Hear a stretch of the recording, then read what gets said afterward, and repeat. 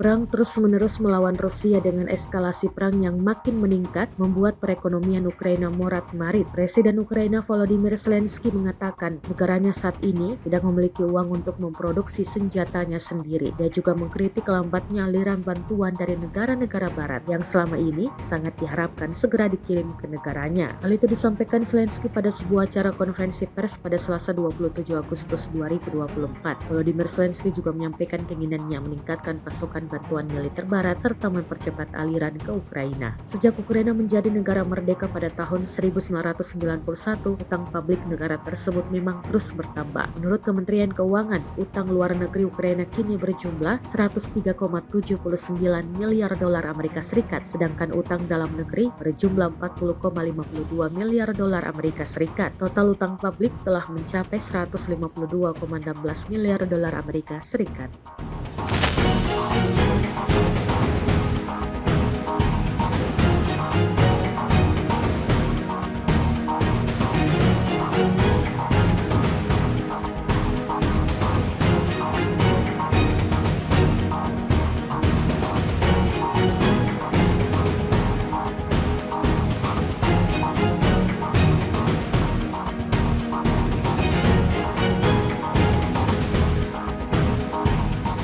Download Tribun X sekarang, menghadirkan lokal menjadi Indonesia.